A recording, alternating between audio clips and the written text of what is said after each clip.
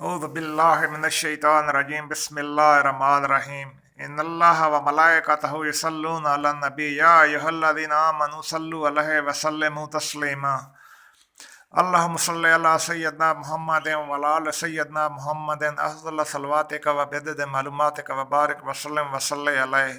नाज़रीन कराम, आज आपके सामने हज़रत अम्मार बिन यासिर का किस्सा बयान करेंगे। इनको भी कुफार ने इस्लाम कबूल करने के जुर्म में तरह तरह की अज़ियत में मुब्तला किया। इनको आग से अज़ाब दिया जाता था।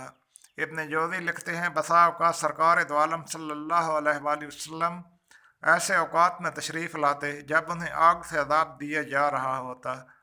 हजूर हजूर पाक अपना दस्त शफ़क़त इनके सर पर फेरते और फरमाते, ऐ आग, जिस तरह तो इब्राहीम अलैहिस्सलाम के लिए ठंडी और सलामती का बायस थी, इसी तरह अम्मार के लिए भी ठंडी हो जा और सलामती का बायस बन जा। एक रोज़ हज़रत अम्मार ने अपनी पुश्त से कमीज उठाई तो वहाँ बर्फ़ की तरह सफ़ेद दाग थे। दर हकीकत ये आग के अंगारों के जलाने के निशानात थे, जो बर्फ़ के दागों की तरह सफ़ेद हो गए थे, और अंगारों का इनको जलाना हजूर सल्लल्लाहु अलैहि वसल्लम की दुआ से पहले पहले था। इस मुबारक दुआ के बाद फिर अंगारों की क्या मजाल थी कि हज़रत अम्मार को जलाते और अजियत देते। हज़रत उम्मी हानी से मरवी है कि अम्मार, उनके वालिद यासिर, उनकी वालदा सुमैया, इनके भाई अब्दुल्ला रज़ी अल्लाह अन्हुम, ये सब वफाकीशों के इस ज़ुमरा में से थे जिन्हें अल्लाह ताला की वहदानियत पर ईमान लाने के जुर्म में तरह तरह की सज़ाएँ दी जाती थीं।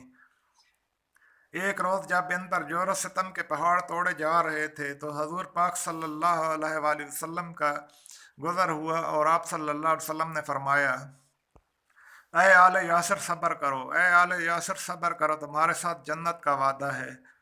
कुफार की इन गूनागूं और वहशियानियों अजियत रसानियों से हज़रत यासिर जहाँ भाग हो गए। अबू हुज़ैफ़ा बिन मुग़ीरा ने अपनी लौंडी सुमैया अबू जहल को दे दी।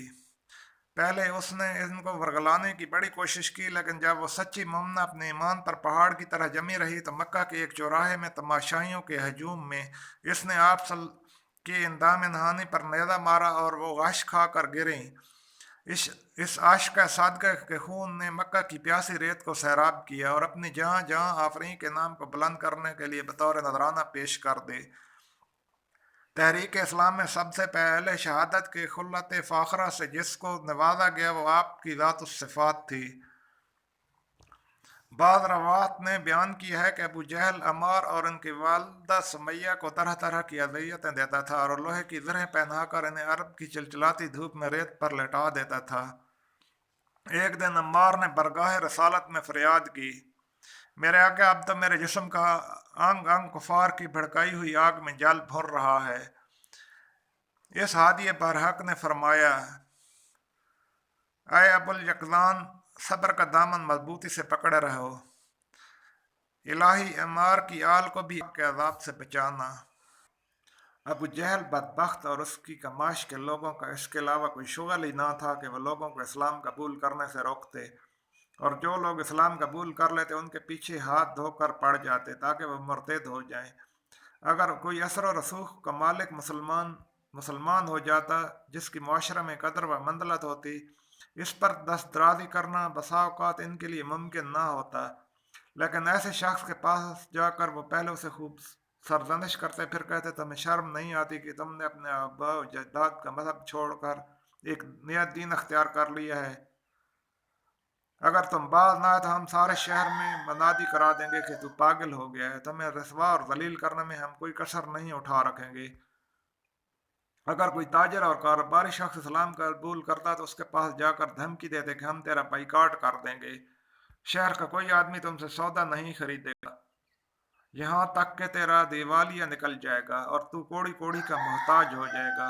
अगर कोई बेआसरा और बेसहारा आदमी कलमा शहादत पढ़ लेता तो उसकी शामत आ जाती, उसे नए नए जुल्म और तशद्दुद का निशाना बनाया जाता, दहकते अंगारों पर उसे लटाया जाता, उसकी मशकें कसकर चिलचिलाती धूप में तड़पने के लिए उसे डाल दिया जाता, न पानी पीने के लिए दिया जाता और न खाना खाने के लिए।